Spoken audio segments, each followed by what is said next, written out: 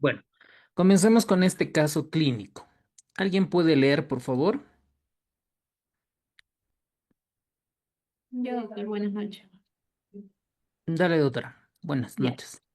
Varón de 68 años que acude a urgencias con dificultad respiratoria de 3 últimos días, sibilancia, fiebre y tos con esputo purulento. Llevaba un año experimentando tos y fatiga inducida por el ejercicio. Anteriormente tuvo 2 episodios de tuberculosis pulmonar. 5 años antes fue tratado en atención primaria de salud durante 6 meses con medicamentos antituberculosos estándar de primera línea y fue declarado curado.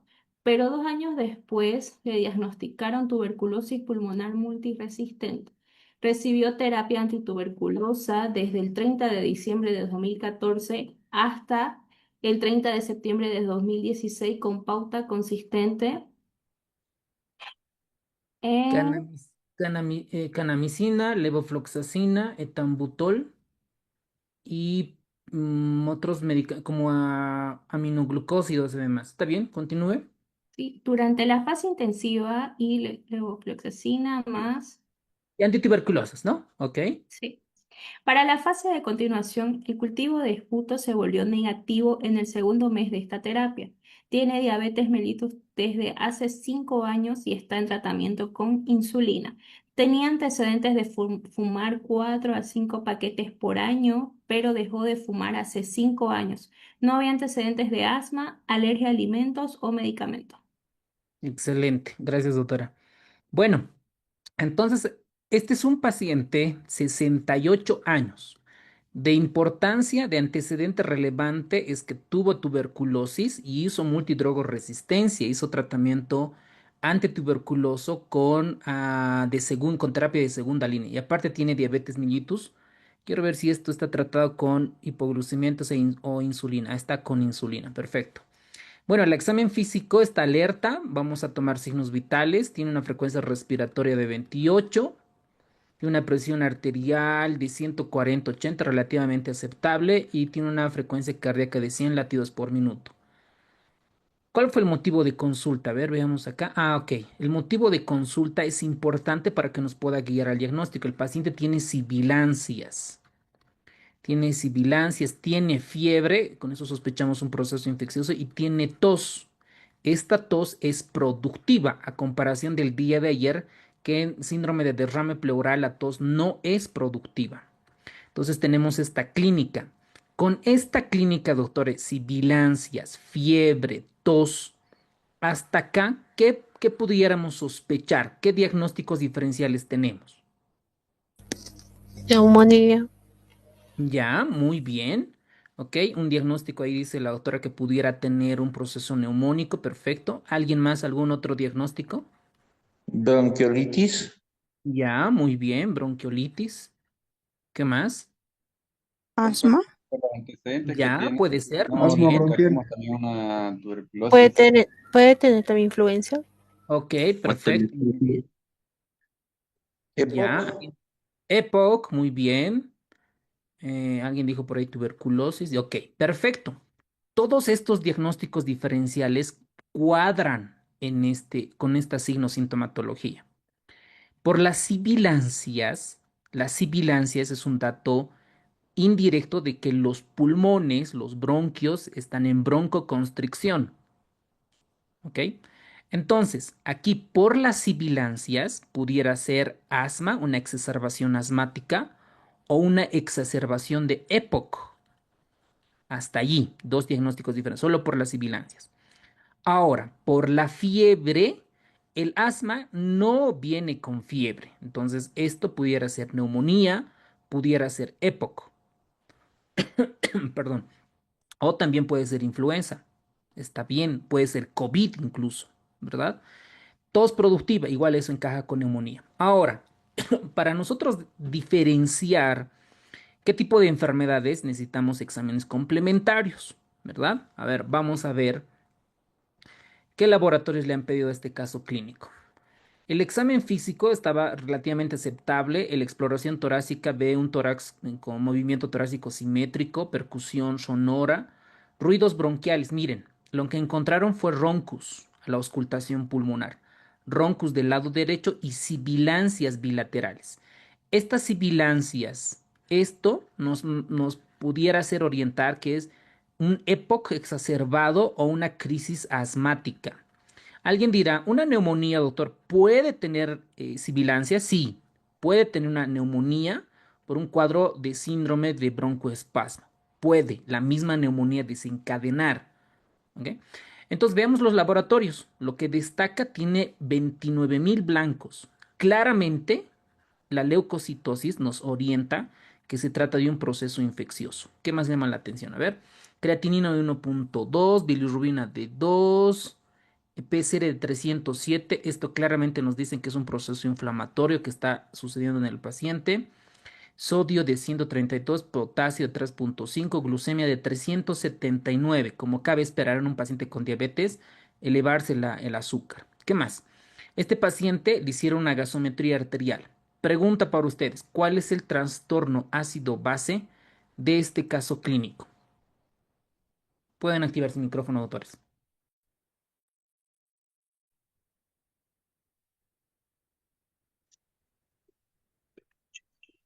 Alcalosis Una, respiratoria.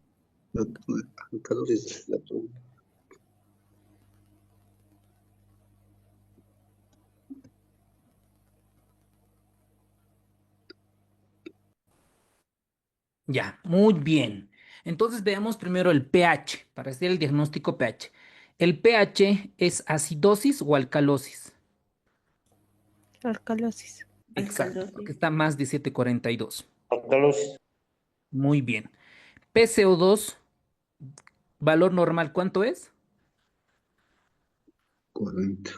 40 milímetros. En el paciente tiene 26.6, es decir, que está con hipocapnia. Entonces el diagnóstico es una alcalosis respiratoria. ¿Por qué tiene la alcalosis respiratoria?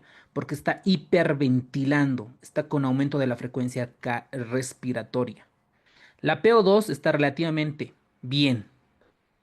Y el bicarbonato, que debería estar en 24, está en 21, está un poquito, está tratando de compensar esta disminución de la CO2. Entonces, ¿cuál es el diagnóstico de esta gasometría? Es una alcalosis respiratoria. Si el paciente tuviera dificultad respiratoria, ¿qué tipo de insuficiencia respiratoria sería?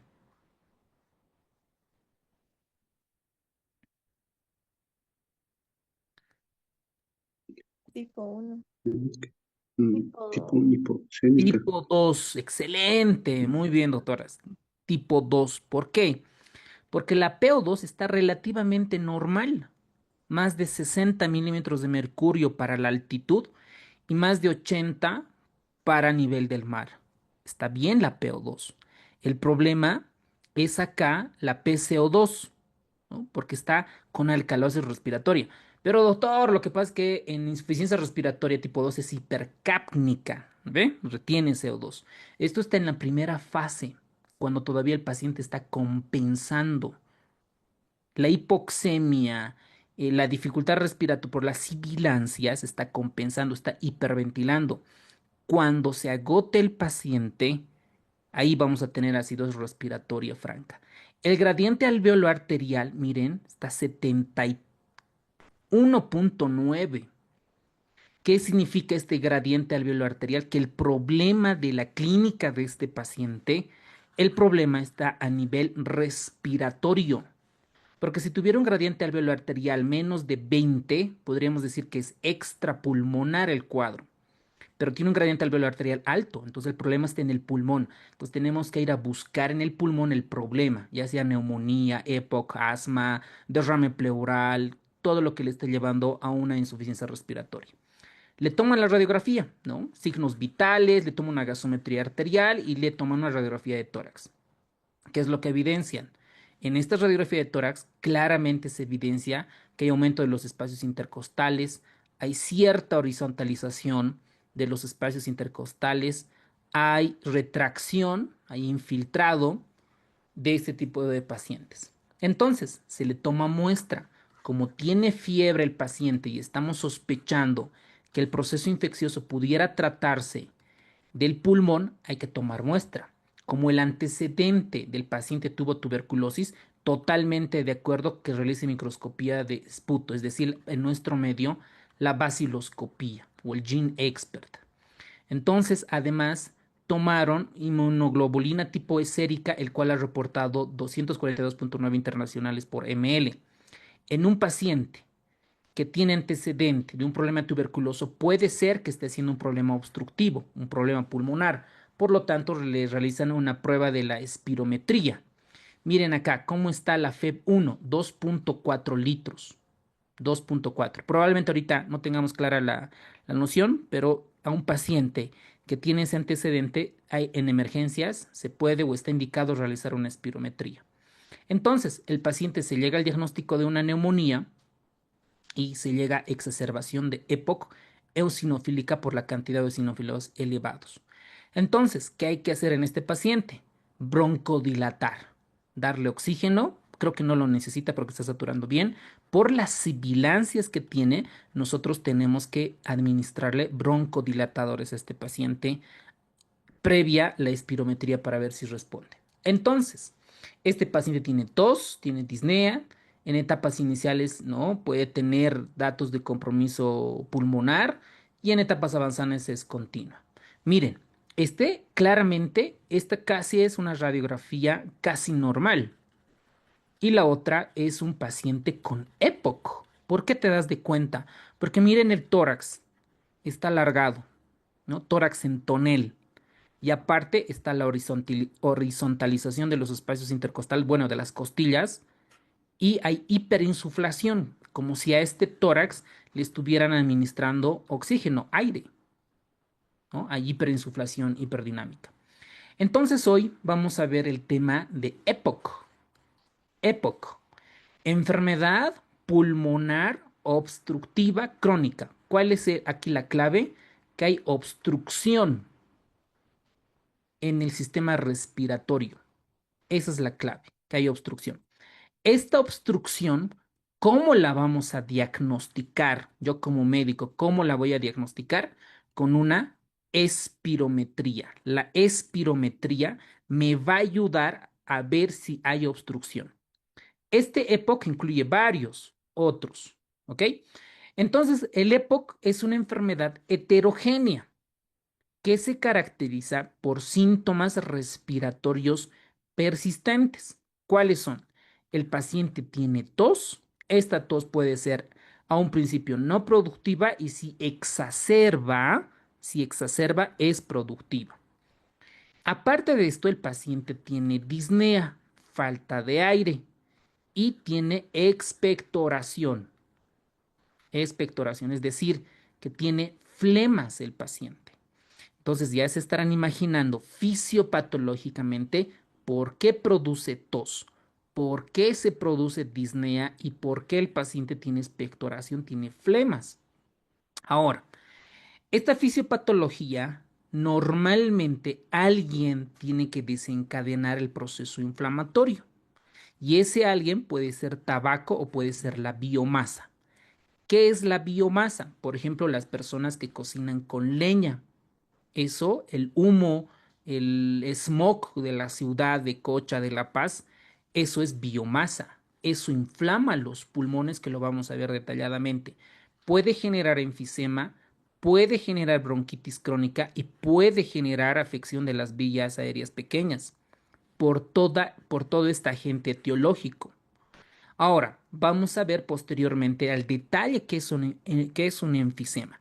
El enfisema, por el momento, no es nada más que la destrucción del pulmón, del parénquima pulmonar. Es la destrucción. La bronquitis crónica es un diagnóstico clínico, donde el paciente tiene tos productiva con flemas diarias, mayor o igual a 3 meses al año o por 2 años consecutivos. Este paciente tiene bronquitis crónica. Esto se debe porque tiene tos, porque en su sistema respiratorio existe hiperplasia de glándulas de mucosa y eso genera hipersecreción, obstrucción de vías aéreas. Además, el tabaco, la biomasa y otros inflaman los bronquiolos. los bronquiolos que tienen menos de 2 milímetros de diámetro y esto genera una obstrucción silenciosa. Aquí tenemos la nueva bueno, la misma definición de verdad previamente. Ahora, para yo decir que el paciente tiene un problema obstructivo, ¿con qué voy a detectar? Con una espirometría. Con eso voy a detectar. Esta espirometría, esta espirometría, hay una relación que es BEF1 sobre FBC, que es el volumen expiratorio al final, bueno, al final en el primer segundo, sobre la capacidad vital. Este punto de corte tiene que estar menos de 0.70, menos de 0.70. Este punto de corte, que lo vamos a ver igual posteriormente al detalle. La bronquitis crónica ya lo comentamos, el enfisema es la destrucción del parénquima pulmonar y la obstrucción se detecta por un estudio denominado espirometría. ¿Ok? Ahora, veamos. ¿Cuáles son las causas? Para EPOC no hay una causa identificable solita, son varios. Hay causas ambientales, hay causas genéticas, hay causas de desarrollo pulmonar y hay causas socioeconómicas. ¿Qué suelen preguntar en los exámenes de la residencia médica? ¿Cuál es la causa en primer lugar? Primer lugar. Están las ambientales, específicamente el tabaquismo. El tabaquismo es el que genera EPOC en primer lugar, pero no es la única causa. Hay pacientes que nunca han fumado y tienen EPOC. Esto se los puede catalogar, pudiera ser la biomasa, la leña, el carbón, la contaminación ambiental como factores ambientales. Causas genéticas. Pregunta clásica en los Estados Unidos y en México y en España. ¿Cuál es la causa genética más importante para EPOC? La deficiencia de alfa-1 antitripsina. Otras causas no tan frecuentes es la prematurez, las infecciones respiratorias infantiles recurrentes, la pobreza, el bajo acceso a la salud y la educación. ¿Ok? Pregunta para ustedes entonces, doctores. ¿Cuál es la causa más frecuente de EPOC a nivel mundial? ¿Cuál es? El Tabaquismo. tabaquismo. Tabaquismo. Tabaquismo. ¿Cuál es la causa genética más importante para EPOC? La deficiencia Deficiencia de de alfa 1 Alfa-1 tripsina. antitripsina. Excelente. Muy bien. Listo. Esos dos, suficiente para el examen de la RESI. Eso anótense. Ahorita en plena clase, asumo que estás con tu libro de Harrison, tu resumen de SEAM, tu Farreras, tus otros libros y focus, ¿no ven? Atento a la clase. Hiperconcentración. Entonces, el diagnóstico se le hace con una espirometría. ¿Qué es la espirometría? Es un estudio de función pulmonar. Si tú quieres saber cómo están tus pulmones fisiológicamente, nos tenemos que realizar una espirometría con prueba de broncodilatación. ¿Ok? Esta espirometría, la FEB1 sobre FBC, el punto de corte para decir que hay obstrucción es menos de 0.70. Luego lo vamos a ver de dónde sale este dato. La FEB1 determina la gravedad funcional. Gracias a la FEB1 puedo yo decir que esta obstrucción es leve, es moderada, es grave, que lo vamos a ver un cuadro que lo demuestra el libro de Harrison. Ahora, también nosotros podemos solicitar, está indicado pedirle un atacar. ¿Qué es un atacar? Tomografía computarizada de alta resolución, porque los cortes son con menos espacios. Bueno, por eso los estudios como el COVT-GEN proponen un enfoque multidimensional para hacer el diagnóstico correspondiente. Ahora, alguien dirá, ¿qué tan grave es? Yo sé que las primeras causas de muerte a nivel son las causas oncológicas, infecciosas. ¿Cuál será la primera causa de muerte a nivel mundial, doctores? ¿Por qué creen que la gente muere más? Problemas Porque neurológicos, cardio, Accidentes. ¿Cuál es la primera causa de muerte? ¿Ah? Accidentes. Ya puede ser. Cardíaco. Cardíacos. Cardíacos, ok. ¿Qué más? ¿Alguien tiene otra opinión? O Ya. gases. Problemas respiratorios. Ya, problemas respiratorios, Pulmonares. Diabetes mellitus. diabetes, ok, metabólico, Neumonía. neumonía. Ok, perfecto. La primera causa de Infecciones. Pulmonares. muerte, la primera causa de muerte a nivel mundial son las enfermedades cardiovasculares. Todo lo que, todo lo que tenga que ver con el corazón, todos están, ¿no? Todos los médicos siempre van a tener trabajo. Todo lo que tenga que ver con el corazón, porque es la primera causa de muerte. En segundo lugar, está o probablemente le gana la causa cardiovascular son las enfermedades oncológicas. Todo lo que tenga que ver con onco siempre van a tener trabajo. Y la tercera causa de muerte es los problemas pulmonares. Siempre lo que tenga que ver con el pulmón, siempre van a tener trabajo. Sean neumólogos, sean emergenciólogos, intensivistas, sean anestesiólogos, ¿no? Siempre hay trabajo y siempre hay buenos trabajos para el mejor, para el que no es mediocre, para que es obsesivo con su formación, como ustedes lo están acá, ¿vale? Entonces, las causas pulmonares es la tercera causa de muerte a nivel mundial. La tercera causa. Doctor, Mire, una pregunta. dale, doctorita. Doc- ¿Y con el COVID esto aumentó? Sí, incluso en la época de COVID, la primera causa de muerte era respiratoria. Cuando baja la pandemia de COVID, va a segundo lugar, tercer lugar. De manera general, la primera causa de muerte es cardiovascular, cardiopatía isquémica, insuficiencia cardíaca y todo lo que tenga que ver hipertensión que lleva a falla cardíaca. Luego están los problemas oncológicos. Ustedes se imaginan la cantidad de pacientes que deben estar caminando en la ciudad de La Paz, en el Alto, en Oruro, en Cocha, en Santa Cruz de la Sierra, en Sucre, Tarija, con cáncer caminando y que no saben que tienen cáncer, por la segunda causa de muerte. ¿Mm? Y la tercera es lo que estamos viendo ahora, el EPOC. Mucha gente no sabe qué es el EPOC. Sabe que puede tener sibilancias, ¿no? Puede tener resfríos, pero la gente no sabe que tiene EPOC. Hay mucho paciente subdiagnosticado que no sabe, porque no le da clínica. Solo le va a dar clínica cuando ya está en la etapa final o cuando ya esté en la parte aguda. ¿Y ustedes creen que si sale de la parte aguda va a ir con el neumólogo a la consulta? Por lo menos el estrato social medio y sobre todo bajo no tiene la posibilidad. Probablemente el estatus social alto es consciente de la enfermedad y sí necesita un seguimiento por el neumólogo, ¿vale? Entonces, respondiendo a su pregunta, en época de COVID era la primera causa los problemas respiratorios, solo en época de COVID, ¿ok? Muy buena su pregunta, doctora, y gracias por su intervención.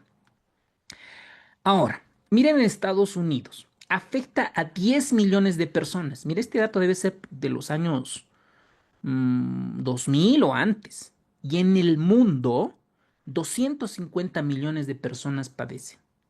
¿Cuántas Bolivias? O sea, imagínense cuánta la cantidad de Bolivia. Los países en desarrollo, la biomasa es una causa importante. La biomasa. Por ejemplo, ¿quiénes están en desarrollo? Nosotros, Bolivia, las personas a nivel rural donde cocinan con leña o algunos en la misma ciudad, calefacción con carbón, es un factor de riesgo importante para EPOC. ¿Ok? Eso como dato. Entonces tenemos 20 segundos por cada pregunta. Vamos, doctor.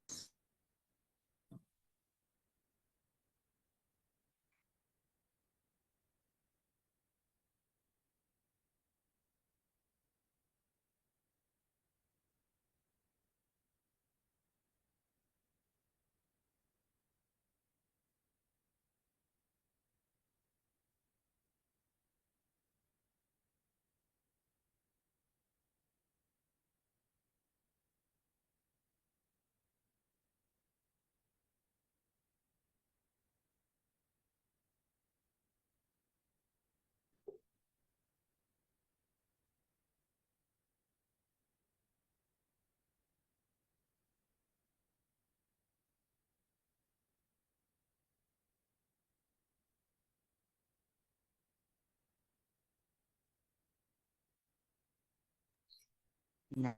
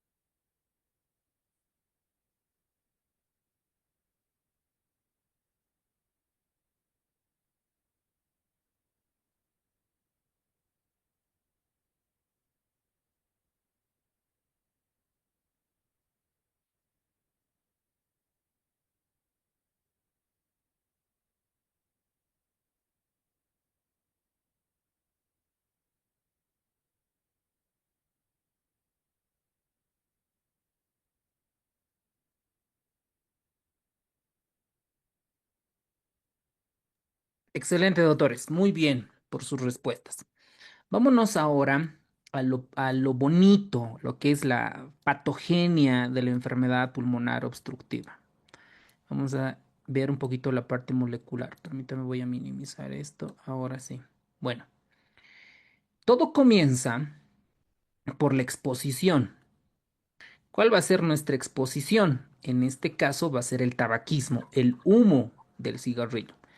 En realidad el tabaco no es el causante, sino sus componentes extra tabaquismo, lo que genera el humo. Hay más de 150 de estos componentes que se han demostrado por evidencia científica que desarrollan la inflamación. Entonces, hay una exposición, que es el humo del cigarrillo, y hay una predisposición genética. Si el papá, los abuelos tuvieron EPOC, hay una predisposición genética. Entonces alguien preguntará, doctor, ¿cuáles son los genes implicados? Son muchas, muchas. No hay un gen exclusivo que nos pudieran decir, ah, este es importante y esto es posible pregunta de examen. Harrison todavía no lo menciona. Ahora, esta exposición lo que va a hacer es activar células del sistema inmunitario. Va a reclutar, va a llamar a los linfocitos T, B, macrófagos y neutrófilos. Los activa a las células del sistema inmunológico. Esto lo que va a crear es una inflamación crónica. Todos los pacientes que fuman, el pulmón está en constante inflamación, solo que ellos no lo saben. ¿no? Como alguien me preguntaba, un doctor o una paciente creo me decía, doctor, los VAPs, ¿cómo se denominan? ¿VAPs? ¿Vipers? ¿VAPs? Algo por ahí, ¿no? Esos cigarrillos electrónicos, Vape. ¿genera también inflamación? Vapor. Vapor, exacto, exacto, esas cosas. El vapor también se ha demostrado que genera inflamación, pero no con esa severidad del humo del cigarrillo. Ahora, si queremos volvernos científicos, podríamos preguntarnos cuánto es el odds ratio o el riesgo relativo para desarrollar EPOC a comparación de los cigarrillos electrónicos. Entonces, este humo lo que hace es activar esta respuesta inflamatoria, solo que el paciente no lo sabe. En su pulmón se están liberando proteinasas. Estas proteinasas, como su nombre lo indica, proteína, proteinasas, asas son enzimas que van a destruir las proteínas. Se liberan elastasas, destruyen la elastina del todo el parénquima pulmonar. Se sintetizan citocinas proinflamatorias, quimiosinas, aparecen linfocitos TCD8, los citotóxicos, y hay una participación, miren lo que dice Harrison, probable, bueno, dice posible participación autoinmune. Entonces, eh, lo que va generando el tabaquismo es la destrucción del parénquima pulmonar. Ahora, uno se pregunta, ¿no? Uno como investigador, de generador de hipótesis como son ustedes, ¿por qué no hay medicamentos con estos, contra las proteinasas, contra estas células proinflamatorias, contra las quimiosinas? Están desarrollando las empresas farmacéuticas que invierten mucho en investigación y van a salir muchas moléculas de inmunoterapia para contrarrestar estos componentes proinflamatorios. Ahora veamos este esquema que es de Nature. Miren, la inflamación hace que se estimulen las células epiteliales, se recluten linfocitos TCD8, quimiosinas 8, activan los neutrófilos, hacen que se liberen factor de crecimiento transformador beta, factor de crecimiento de fibroblastos, y esto genera fibrosis. Y también el cigarrillo activa neutrófilos, activan proteínas que hacen que se remodelen el pulmón. Estos neutrófilos también liberan radicales libres que hace Un que ratito. Sus micrófonos, por favor. Sus micrófonos. me ha quitado la inspiración. ¿Quién es? A ver.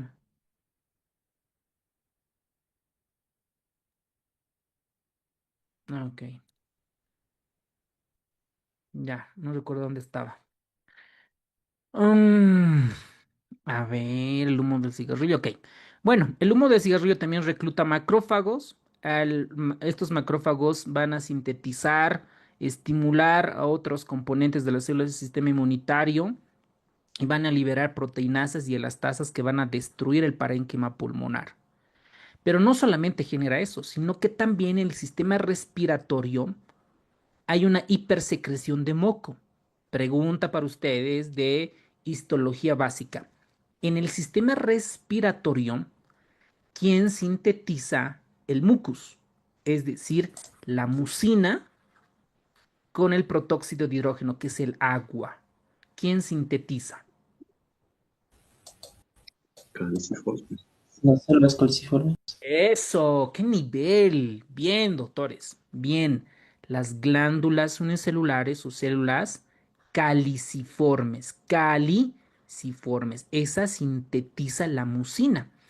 Entonces, las células clara del sistema respiratorio, por el humo del cigarrillo, hay una proliferación, hay una hiperplasia de estas células caliciformes que hacen que se sintetice mayor moco. Por eso el paciente tiene tos con expectoración y no necesariamente es por neumonía.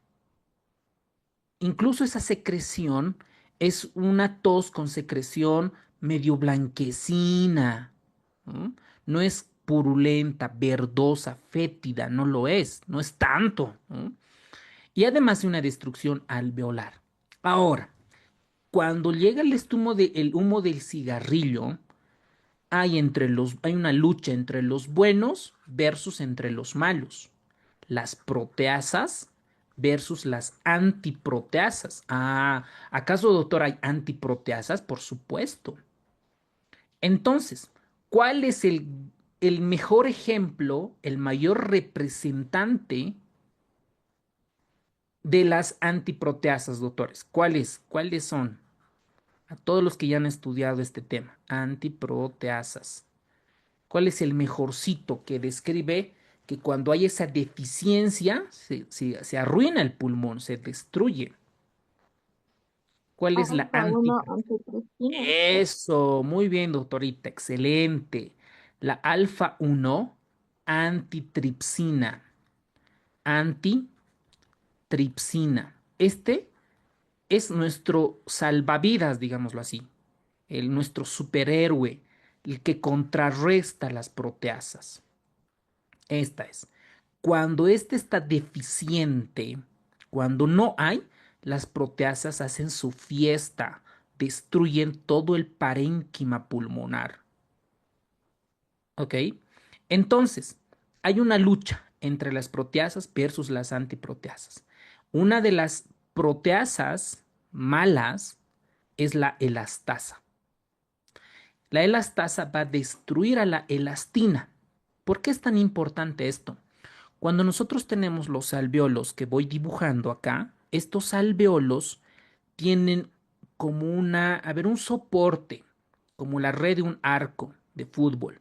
Esta red de arco es el soporte y este soporte está formado por elastina. Ese es el soporte, la elastina, que es un tipo de colágeno. Para los fisiopatólogos, está ahí sus conocimientos. ¿Qué tipo de colágeno es la elastina?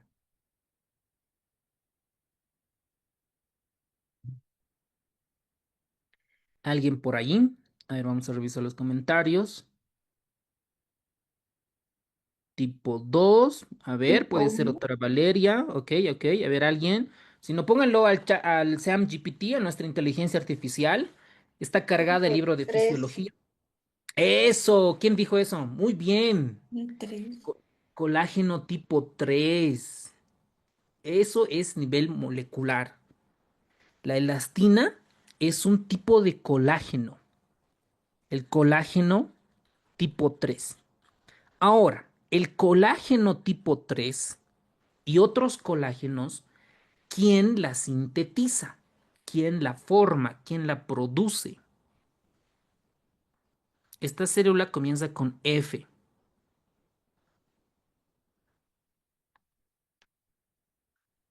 Fibroblastos, ¿no? Fibroblastos. Exacto. Los fibroblastos, los fibrocitos sintetizan eso. Por eso es que cuando el humo del cigarrillo estimula a través del factor de crecimiento transformador, bueno, el factor de crecimiento de fibroblastos y el factor transformador de crecimiento beta, estimulan a los fibroblastos, esta célula que ven fusiforme, hace que sintetice. Entonces, esta elastina es destruida por la elastasa. Y la alfa-antitripsina, que es nuestro héroe en esta enfermedad, es la que va a contrarrestar. Por eso, un paciente que tiene deficiencia de alfa-1 antitripsina o exceso de elastasa, hay una destrucción de la matriz extracelular. Lo destruye totalmente el pulmón y lo que nosotros vamos a ver en la tomografía de alta resolución es el enfisema, la destrucción. Pero no solo queda aquí ahí la cosa. También hay una lucha dentro del pulmón entre los oxidantes versus los antioxidantes. A mí me encantaría que los que van a realizar el examen para todos ustedes nos pregunten esto, porque esto es re importante. Un médico que sepa cuál es la antiproteasa más importante de nuestro cuerpo, súper pregunta. ¿Ok? Ahora, estos oxidantes y antioxidantes, el humo del cigarrillo induce el estrés oxidativo y eso produce daño celular. Participan los antioxidantes, la superóxido dismutasa, hay una inhibición de ciertas moléculas que estimulan la mayor transcripción de genes proinflamatorios. También están asociados a muerte celular por daño oxidativo directo, activación de las ceramidas, inhibición de ciertos receptores como el mTOR por este quimioreceptor, es el RTP801, y esto conduce a pérdida de alveolos, pérdida vascular y envejecimiento prematuro. Entonces, la fisiopatología es alucinante cómo el humo de cigarrillo va desencadenando toda esa destrucción del pulmón. ¿Y cómo cree que está el paciente? Feliz de la vida. Ustedes van a una discoteca, un baile o lugares donde personas que fuman, ¿no? Yo conozco varios ingenieros que se dedican a la construcción o varios abogados penalistas, ufa, por el estrés, por el trabajo y le fuman, pero no manches, o sea, nivel caballo así, ¿no? Full. Imagínense cómo está su pulmón destrozado, inflamado. ¿Y cómo se ponen? Rojos, se ponen azules, cianóticos, ¿no? Hasta ahí no le pasa nada, ¿no? No va a ir a un hospital o a una clínica. Entonces allí la parte de manejar el estrés, manejar todas estas cuestiones de la presión del trabajo o familiar o otras cosas es súper importante. Probablemente cuando uno es joven no lo siente tanto, ¿verdad? Pero cuando ya tiene una responsabilidad o que tienes una inversión, un monto de dinero y que sabes que tus inversionistas te van a presionar porque necesitan utilidades, pues ahí genera, ¿ok? Entonces el humo de cigarrillo es muy malo, ¿ok? Hay una película, no sé si es serie o película, creo que está en Netflix, les recomiendo que la vean. ¿Cuál es esta? Y ahí habla toda la historia del cigarrillo. Incluso por los años 70, 60, creo, no estoy seguro, el fumar era un estatus social alto. Marlboro, esas empresas ¿no? Imagínense, metían tanta plata a las investigaciones que evitaban que salgan los reportes que producían. Entonces, la misma gente, la empresa tabaquera, pagaban a los investigadores para que no salgan esos estudios científicos. Les voy a mandar al grupo de WhatsApp, a los tres grupos, y les se las recomiendo. Y hay otra más, que es la parte de los medicamentos, que ya luego les voy a comentar, ¿va? Entonces el humo del cigarrillo genera una reparación defectuosa, genera un ciclo vicioso de la destrucción y esta imagen del libro de Harrison parece alucinante. Miren cómo el humo del cigarrillo más la susceptibilidad genética hacen que las células efectoras vayan destruyendo. Miren los macrófagos. Pueden preguntarnos acá como pregunta cerrada, ¿no? ¿Quién sintetiza las proteasas? Los macrófagos. ¿A qué moléculas se estimula? A las reserpinas. ¿Qué hace las proteasas? Destruye la matriz extracelular. Es decir, miren, aquí mi alveolo, luego aquí mi elastina, mi colágeno, que le da el soporte, la estructura. ¿Qué hacen los neutrófilos? Hacen que las vías biológicas activen los oxidantes a través del factor nuclear kappa y otros, generan inflamación crónica. También en las células epiteliales. ¿Dónde están las células epiteliales? A ver, vamos a dibujarlos acá. La tráquea, bronco principal derecho, izquierdo, el pulmón. Y estas, aquí el epitelio respiratorio, ¿no? Ahí están en el epitelio pseudoestratificado ciliado. Ahí están las células epiteliales. Estas células epiteliales se mueren. El humo del cigarrillo hace que se mueran nuestras células del sistema respiratorio. El humo genera, estimula la apoptosis. Concepto básico de un médico. ¿Qué es la apoptosis? Muerte celular. Muerte celular Muerte celular programada. Muerte celular programada. Eso, doctores. Muerte celular programada que es estimulada por el gen P53 y otros.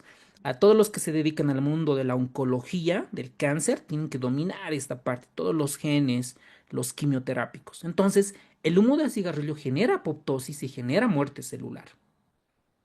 Los linfocitos hacen que se genera reparación celular, pero esta reparación es ineficaz a través del factor de crecimiento transformador beta y la elastina que se va destruyendo. Entonces, espero que hasta este momento ustedes expliquen como salud preventiva que el cigarrillo es malo. Si tú nosotros les explicamos a nuestros pacientes que todo lo que ocurre, mostrarles en un video cómo es un paciente que ha fumado y cómo puede llegar, yo creo que ahí pudiera tomar conciencia, ¿verdad? Ok. Entonces, este humo del cigarrillo destruye el parénquima pulmonar. Esto es un pulmón real de un paciente que ha fumado mucho tiempo. Una tomografía donde se evidencia el enfisema, la destrucción del parénquima, del espesor del pulmón. ¿Ok? Muy bien, doctores. Pregunta para ustedes y 15 segundos por cada pregunta. Vamos.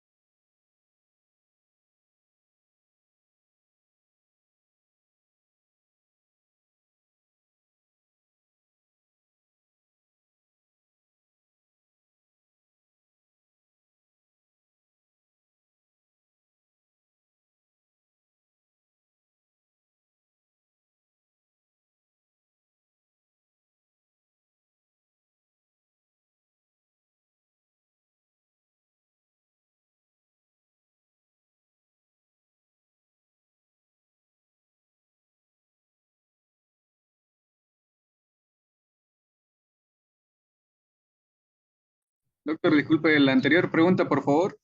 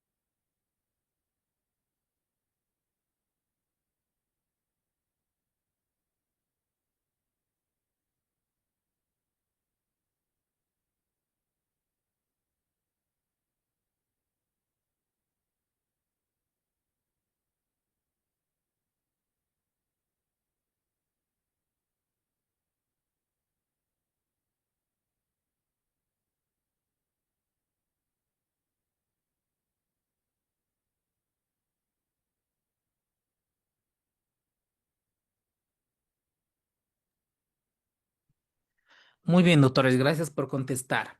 Vámonos ahora a la patología. ¿Cómo vamos a ver un pulmón? Esto es post-mortem.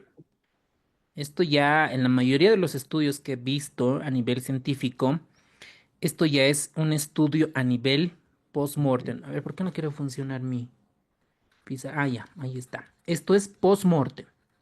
¿Qué han encontrado en los pacientes que fuman y tienen EPOC? Han encontrado que las vías respiratorias grandes, estos son los causantes de la tos y el esputo. En vías pequeñas, vías respiratorias pequeñas, en sobre todo menos de 2 milímetros de diámetro,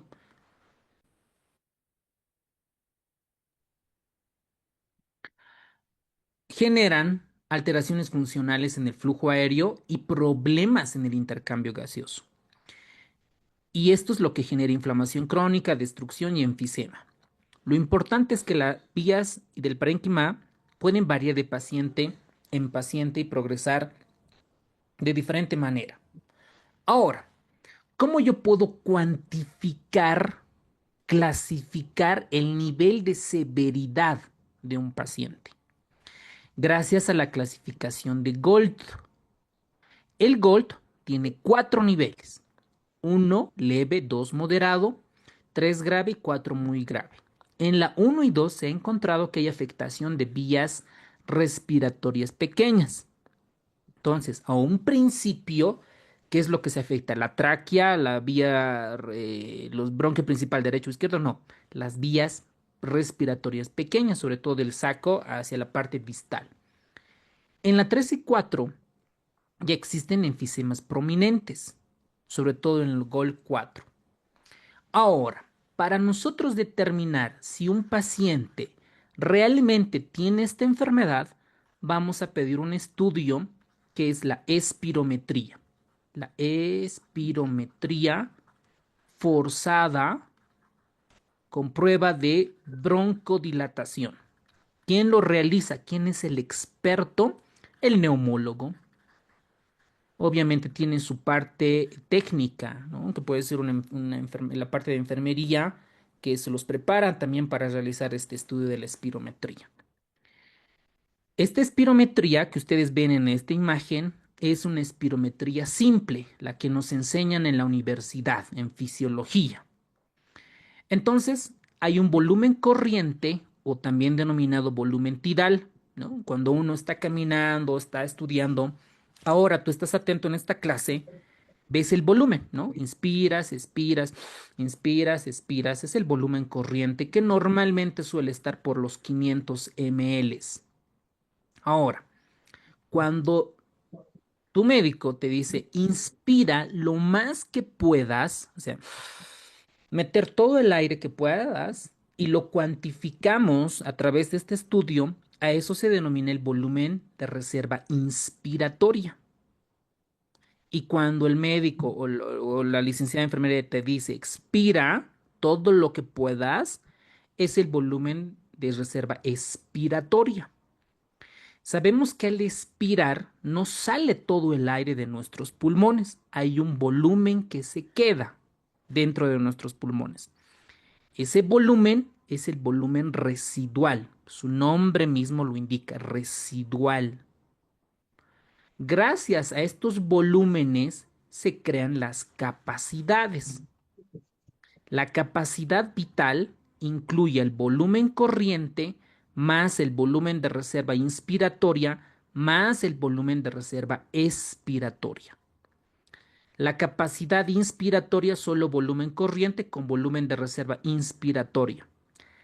La capacidad residual funcional, que lo vamos a ver posteriormente, va a incluir el volumen tidal y el volumen residual.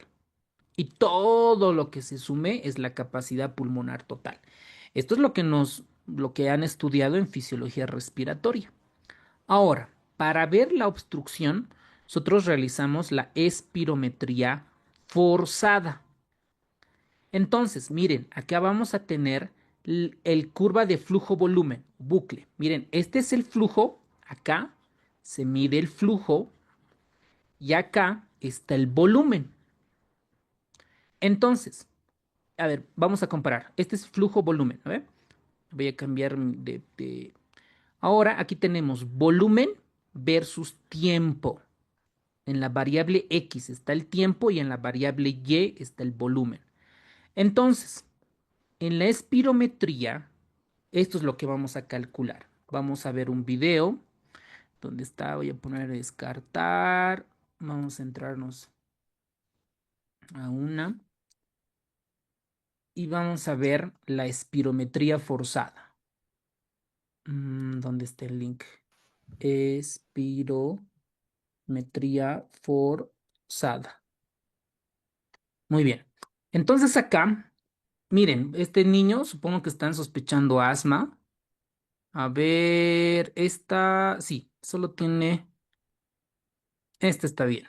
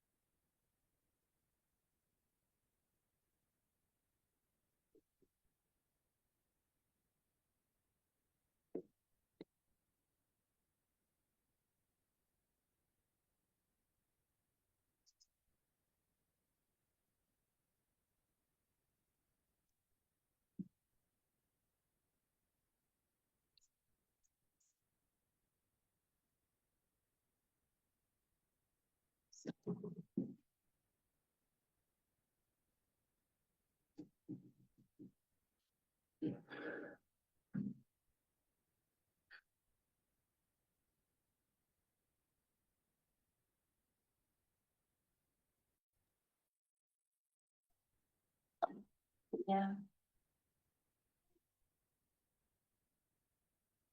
Pues vamos a empezar, ya que tenemos montada la boquilla, bien sentado, perfecto. Bien. Coges esto, tubo dentro de la boca, perfecto. Vale. Respira tranquilo, Sergio, normal. Muy bien, normal. Muy bien, perfecto. Cogemos hondo. Sopla fuerte, tira, tira, suave y seguido, todo el aire que puedas, suave, sin apretar, largo, largo, largo. Cuando no puedas, respiras tranquilo y sacamos la boca. Normal, muy bien, perfecto. Vamos a hacer otra. Respiras tranquilo, Sergio. Normal, muy bien, normal, muy bien. Perfecto. Cogemos hondo. Tira, sopla fuerte, suave y seguido, vacía todo el aire que puedas, todo. Todo. Vacía al máximo todo el aire que puedas. Cuando no puedas más, respiramos tranquilo. Claro, respira tranquilo. Descansamos un poquito. Perfecto, ¿todo bien? Vale, vamos a por la siguiente. Perfecto, todo tranquilo. Venga, vamos a por la tercera, Sergio. Muy bien. Respira tranquilo. Normal. Muy bien. Normal. Muy bien. Normal. Muy bien. Llena. Sopla fuerte, largo, suave y seguido. Largo, todo el aire que puedas, suave, suave. Cuando no pueda, Sergio, respira. Venga, normal, perfecto. ¿Vas bien? Sí. ¿Sí? Venga. Un poco cansado, pero bien. Bueno, ya es lo que toca. Muy bien. Perfecto. Tenemos 3 espirometrías iguales y bien hechas. Bien. Vale.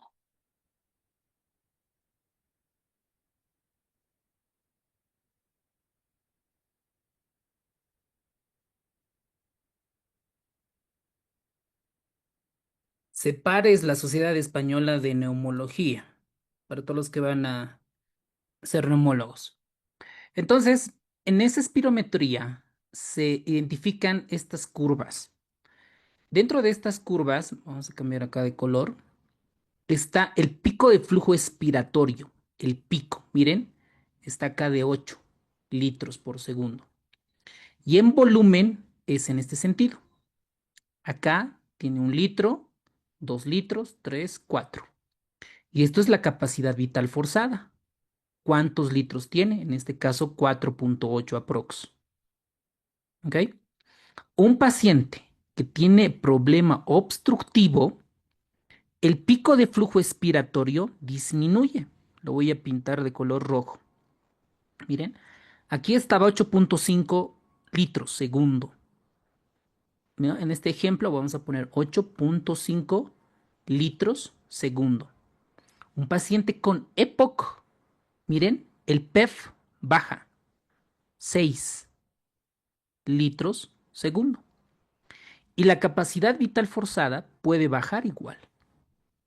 Ahora, en la curva de volumen-tiempo, que esto es lo más, bueno, lo más importante porque de aquí se saca el punto de corte, igual, mete el paciente y ¡buf! ¿No ve? Sopla.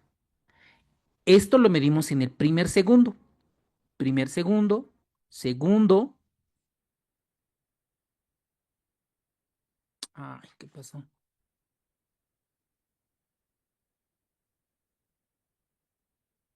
Como les comentaba.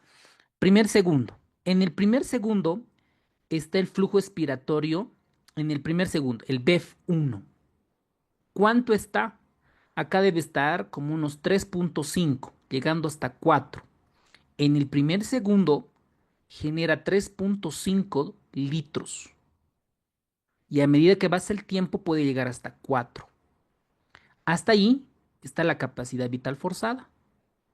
En un paciente con obstrucción, con EPOC, el FEV1 baja, como en este caso debe de estar como en 2 más o menos. Y también la capacidad vital forzada. Entonces, gracias a esta espirometría, se diagnostica un paciente con EPOC. Y la gravedad se hace a través de los criterios de Gold. Leve, moderada, grave y muy grave. Esto tienen que recordar para el examen. Una relación entre BEF1 y FBC tiene que estar menos de 0.7. Y una BEF1 mayor o igual a 80 de lo predicho. ¿Qué significa de lo predicho? Para cada ciudad, para cada población, hay predictores o hay datos para ese tipo de pacientes. Entonces, Gold 1 tiene BEF1 mayor o igual a 80. Todos son menos 0.7 o en algunos textos van a encontrar menos 70%. Aquí lo que da la gravedad es el BEF1, moderada mayor o igual a 50, menos de 80, grave mayor o igual a 30, menos de 50 y muy grave menos de 30. Entonces ahí lo vamos clasificando. Esta alteración en el sistema respiratorio vamos a ver primero en el gran calibre. En el gran calibre vamos a encontrar hiperplasia de glándulas mucosas y células caliciformes. Hay que el tabaquismo estimula la proliferación, la hiperplasia de estas células caliciformes. ¿Y qué produce las células caliciformes? Mucina. La mucina, cuando se mezcla con el protóxido de hidrógeno, que es el agua, genera moco. Por eso el paciente tiene moco, tiene bronquitis crónica. También genera metaplasia escamosa, disfunción en trastorno mucociliar, hiperreactividad bronquial. Esta hiperreactividad bronquial genera sibilancias, lo que tiene el paciente en nuestro caso clínico. Entonces, el principal cambio histológico en la bronquitis crónica es la hiperplasia de glándulas mucosas y la proliferación de células caliciformes. En las vías respiratorias pequeñas vamos a encontrar que las células clara son reemplazadas por células caliciformes. Por ende, disminuye el surfactante. Hay fibrosis, bronquiolitis respiratoria y destrucción de las fibras elásticas. En parénquima pulmonar, lo que vamos a encontrar es destrucción de todo el parénquima, tanto los conductos, alveolos, bronquiolos respiratorios, vamos a encontrar células proinflamatorias. Y dentro de la fisiopatología tenemos 3 pilares y cualquiera de ustedes lo va a volver a repetir. Primero, hay obstrucción del flujo aéreo y esta obstrucción se determina por la espirometría en una relación FEV1-FBC menos de 70%, que no es o que tiene poca reversibilidad a los broncodilatadores. ¿Cuál es el punto de corte? Menos del 15%. Después hay hiperinflación. ¿Qué es la hiperinflación? Un paciente con EPOC introduce aire, mete aire, exhala, ¿no? Introduce aire y exhala, pero no la exhala toda. Inspira, no la exhala toda. Inspira, expira, inspira, expira. Entonces, este volumen residual va aumentando. Si a un principio era 300 ml, acá va aumentando este volumen residual. Por ejemplo, a 1000 ml. ¿Por qué? Digamos que introduce 500 ml de volumen corriente, inspira, y lo que expira es solo 300. Se queda 200 de volumen residual y eso va creciendo, va aumentando. A ese mecanismo fisiopatológico se denomina hiperinsuflación dinámica. Por eso el pulmón se queda ahí alargado en forma de tonel, de torre. Por eso los espacios intercostales, las costillas se horizontalizan porque está atrapando aire y este fenómeno se genera atrapamiento aéreo por el aumento del volumen residual, atrapamiento aéreo y se genera pues el famoso tórax en tonel. Este mecanismo fisiopatológico, si va atrapando aire, atrapando aire, atrapando, atrapando, puede explotar el pulmón y eso se genera neumotórax. Y también que existe alteración de los intercambios de los gases, que esto va a determinar hipoxemias. Entonces, si nosotros hacemos una gasometría, vemos cómo están los gases en un paciente con EPOC, vamos a encontrar que hay una hipoxemia. Esta puede mantenerse normal hasta que un paciente tenga una FeB1 menos del 50%. Generalmente los pacientes con PCO2 comienzan a retener y esta es normal cuando la FeB1 esté menos del 25%. Y esta aparece hipertensión pulmonar cuando está con FeB1 menos del 25% y con una presión parcial de oxígeno menos de 55 milímetros de mercurio. Entonces, los pacientes que tienen EPOC van a tener hipertensión pulmonar, por ende, van a comenzar a tronar al ventrículo derecho. ¿Ok? Muy bien, doctores. Entonces, ¿alguien puede repetir los tres mecanismos fisiopatológicos que genera el EPOC? Los escucho.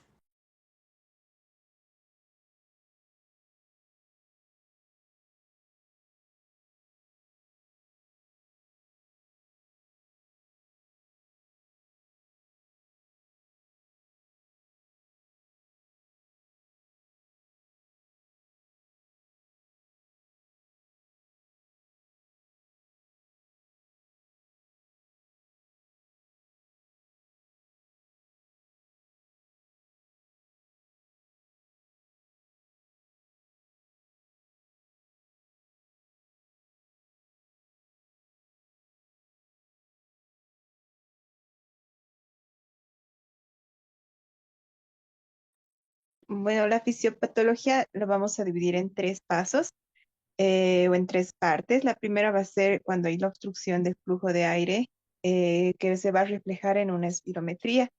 En la espirometría, ¿qué vamos a ver? Vamos a ver una disminución de la FeB1 y de la FBC o disminución de la relación FeB1-FBC menor al 70%, 0.7, que cuando se dé broncodilatadores no va a mejorar o se va a ver una mejora menos del 15%. El segundo paso va a ser la hiperinflación. Como va a haber una alteración a nivel de los bronquios, no se va a poder eliminar el aire, no se va a poder expirar el aire y va a aumentar el volumen residual. Entonces, al aumentar el volumen residual va a producir un atrapamiento aéreo que se va a ver en una radiografía de tórax como una imagen eh, de hiperinsuflación. Y pues si esta no se controla, puede llegar a producir un neumotórax.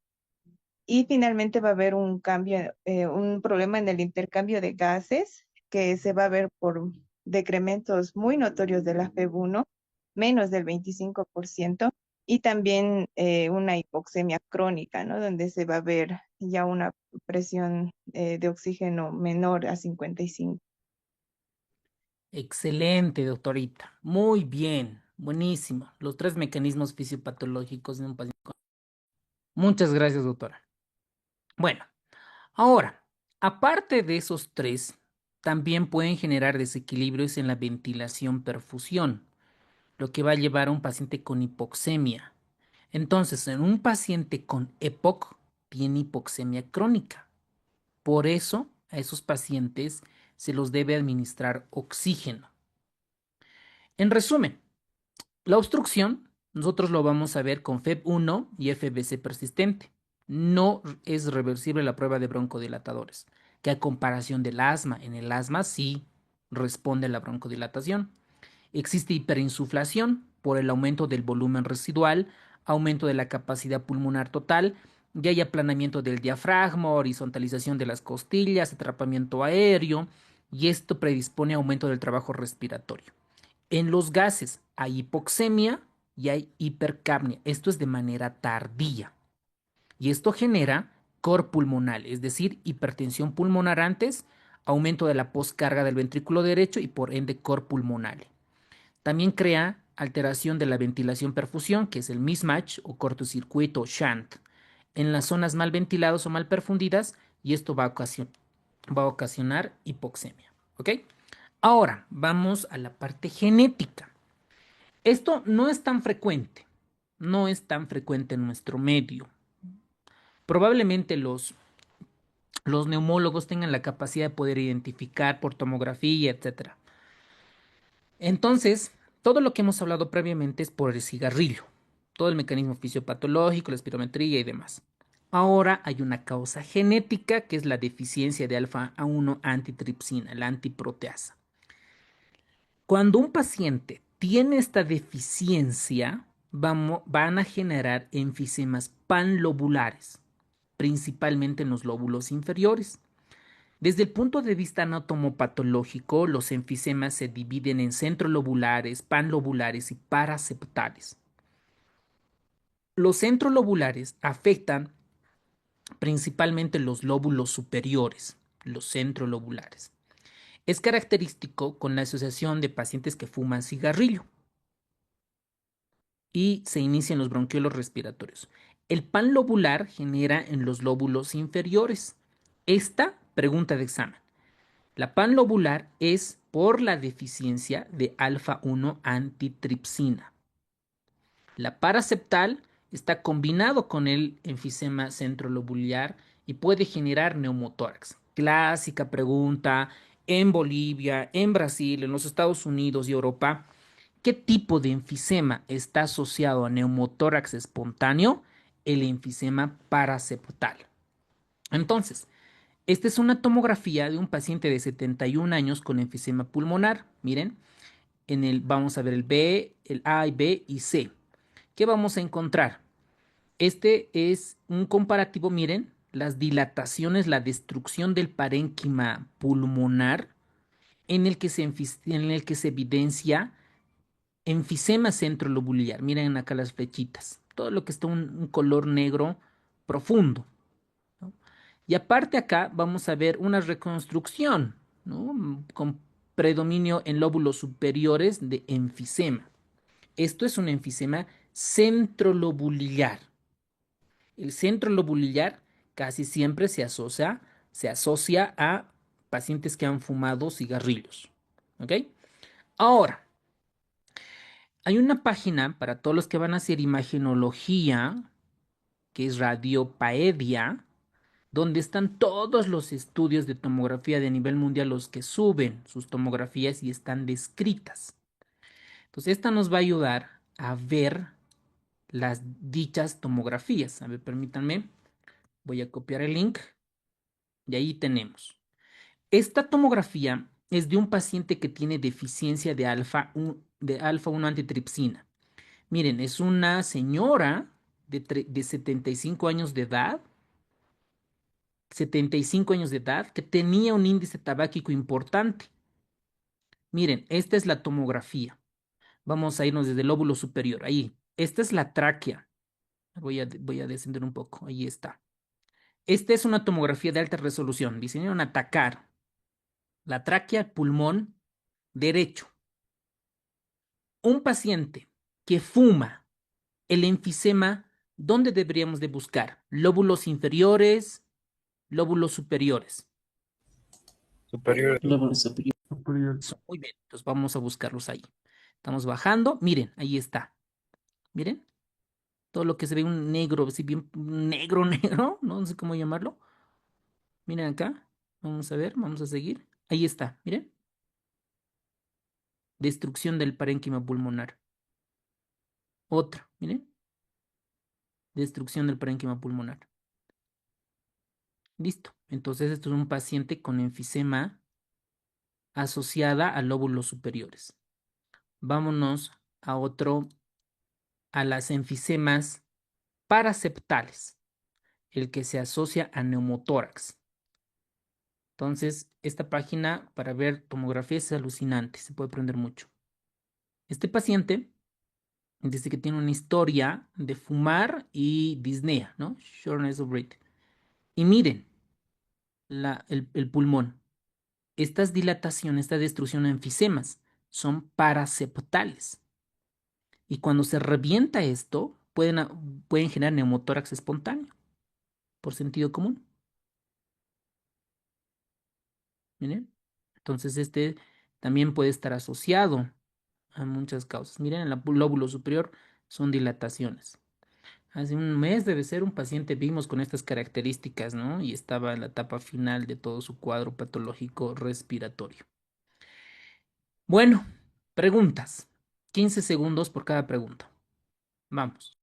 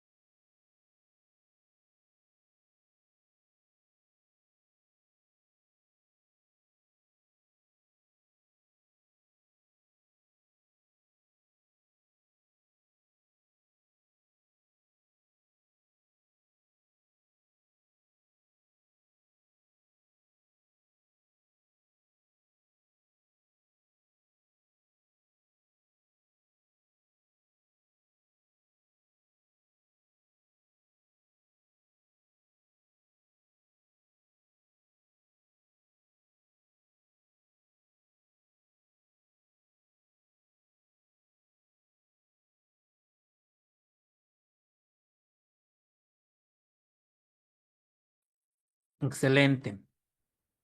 Bueno, factores de riesgo, sabemos que claramente es el humo del cigarrillo, ya que hay un índice, que es la relación de dosis-respuesta, que están medidas en cajetillas año. Esta es la fórmula. ¿Cuántas cajetillas fuma al día por años de exposición? Y nos va a dar el índice tabáquico para ver el factor de riesgo. De estos pacientes, solo el 15% tiene la variabilidad de la FEV1 y esto explica que también existen otros factores implicados para el desarrollo de EPOC. Y este es el famoso índice tabáquico. Por ejemplo, vamos a imaginar, a ver, un paciente que fuma al día 20 cigarrillos al día por número de años. Durante 20 años fumó 20 cigarrillos por día. Y esto se divide entre 20. ¿Cuánto le sale, doctores? A ver, ¿dónde está mi calculadora? A 20. ver. ¿20 le sale? Sí. Ok, a ver. Entonces, con este índice tabáquico que sale 20, tiene los riesgos. Si tiene un riesgo más de 10, es un riesgo de 10 a 20 moderado, de 21 a 40 riesgo intenso y más de 40 riesgo alto para EPOC. También estos se han involucrado en cáncer de pulmón. Es que el humo del cigarrillo no solamente está asociado a EPOC, sino también a cáncer pulmonar, cáncer de páncreas, cáncer de mama y otro tipo de variables. Ya con el oncólogo van a ver esa parte.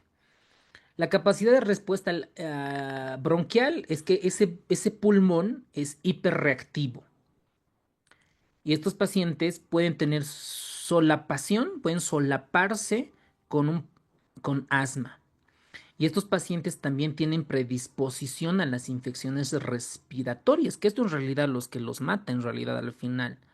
Entonces, los episodios aislados de neumonía o bronquitis no alteran mucho la función a largo plazo, pero sí aumentan el riesgo para pacientes con exacerbaciones de EPOC. Miren esta imagen cómo la distribución de estos valores del volumen expiratorio forzado en el primer segundo muestra en la población general y están estratificados por cajetillas año de tabaquismo. Por ejemplo, por cada grupo de tabaquismo van a mostrarse, ¿no?, las medias y medianas y sus desvíos estándares de FEB1. Estos datos, hay una relación entre dosis y respuesta. Cuanto mayor humo del cigarrillo, más inflamación. Otros factores de riesgo para EPOC: contaminación atmosférica, exposición pasiva al humo del tabaco, la deficiencia de alfa-1 antitripsina ya descrita. ¿Qué tenemos que recordar acá? Los alelos. Esto ya son preguntas detalladas. Miren, el alelo M es la que más se asocia con cifras normales de alfa-1 antitripsina. El alelo M. Pueden asociar aquí como M, como normal. Alelo S es la que se asocia con una reducción leve. S, leve. El alelo Z es la que hay una reducción notoria, significativa de la concentración de alfa-1 antitripsina. ¿Ok? Pero ¿cuántos de todos los pacientes con EPOC, cuántos pueden tener esta deficiencia? Solo el 1% de los pacientes que tienen EPOC tienen deficiencia grave de alfa-1 antitripsina. Ahora, esta deficiencia de alfa-1 antitripsina está involucrado con el gen SERPINA1, con los alelos M, que es normal, S, que es leve, S, que es marcada. Ahora, miren este dato. Cuando los pacientes tienen esta presentación de PIZZ o PIZ más el alelo nulo, tienen alto riesgo de enfisema panlobular. Cuando no todos estos genes de PIZZ desarrollan EPOC, también influyen tabaquismo, asma, sexo masculino y otros genes. Entonces, un paciente que tiene deficiencia de alfa-1 antitripsina, el tratamiento es administrarle esta antiproteasa. Resumen: el factor de riesgo más importante es tabaquismo, que está asociado a hiperreactividad. También las infecciones pueden estar asociadas, ocupacional, biomasa, exposición pasiva, la deficiencia de alfa-1 antitripsina y otros genes. ¿Ok? Muy bien. Paciente de 48 años de edad, no fumador, que trabaja en una mina de carbón. Listo. Factor de riesgo para EPOC. Hace 20 años desarrolla disnea, evidencia de enfisema. Enfisema. ¿Ok? Este enfisema asumimos que es en los lóbulos superiores. ¿Cuál es el tipo más probable de enfisema y el hallazgo más esperable? A ver, ¿qué opinan, doctores? ¿Cuál será la respuesta? Muy bien, fácil. Excelente. Están muy capos, doctores. Excelente. Centro lobular en lóbulos superiores. El paraceptal, habíamos dicho que está asociada con neumotórax. El pan lobular, sobre todo en lóbulos inferiores, este es por deficiencia de alfa-1 antitripsina. Excelente. ¿Cuál de los siguientes perfiles genéticos se asocia a mayor riesgo de enfisema panlobular precoz? ¿Cuál es el perfil genético? Eso, muy bien. PI ZZ. Muy bien, doctores, están capísimos. Ok, ¿cuál es la evolución natural? Un paciente que tiene pulmones casi normales, igual la función pulmonar va a disminuir, ¿no? Un perfil, por ejemplo, acá se representa de color azul, un paciente normal que no fuma. Un paciente que fuma puede tener una declinación rápida, puede tener una declinación reducida y cuando va pasando el tiempo, el FEV1 va disminuyendo, va a tener clínica el paciente. Entonces, ¿cómo va a llegar el paciente a la consulta médica de un paciente con sospecha de tos crónica? Me dice, doctor, estoy comenzando a toser siempre. ¿Y tiene flema? Sí, doctor, tengo flemas. ¿Le falta el aire? Sí, me falta el aire. Listo. ¿Qué hacemos? Espirometría, ¿no? Espirometría. Ahora, esta disnea típica, los pacientes refieren que me falta el aire, me canso muy rápido, me pesa el pecho, tengo jadeo, pueden repetirnos de diferente manera, pueden expresarnos de diferente manera.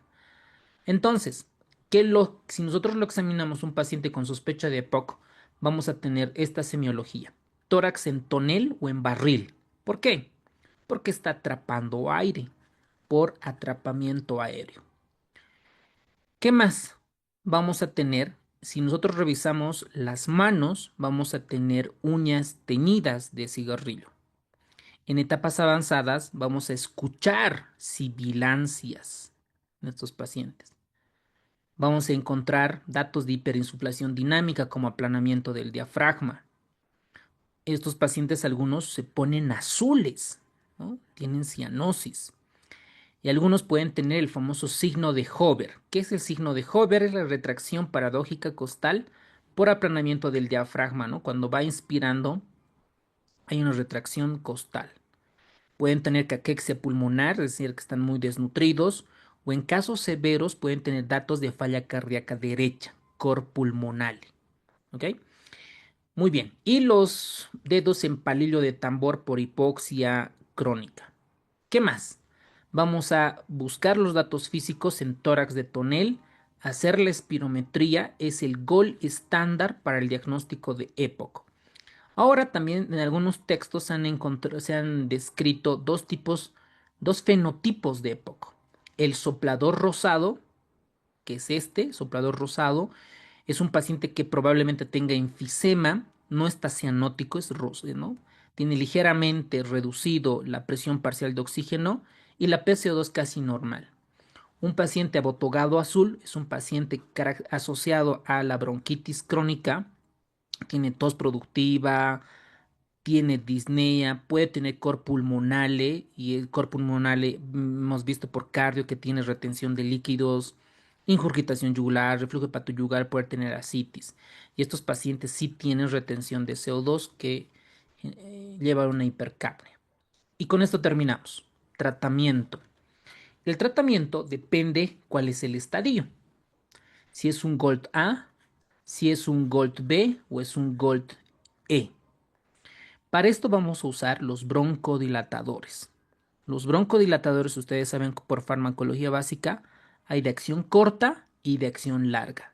La acción corta nosotros vamos a usar frecuentemente en pacientes con exacerbación de EPOC y de acción prolongada en este tipo de pacientes. En el grupo A vamos a usar los agonistas beta, miren, agonistas beta de acción prolongada, los famosos LABAs.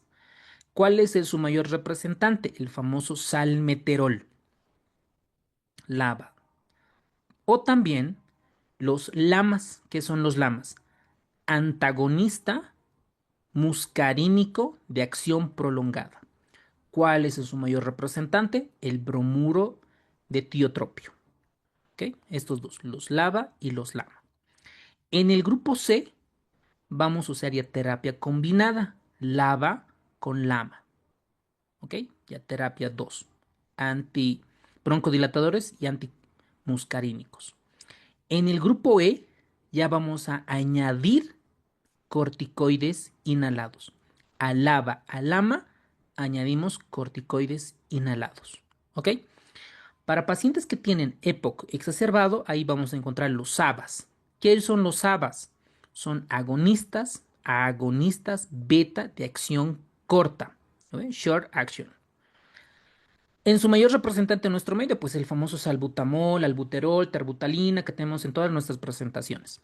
A esto están asociados los antagonistas muscarínicos de acción corta, los famosos SAMA. Entonces, en su mayor representante en nuestro medio tenemos el bromuro de ipratropio. ¿Ok?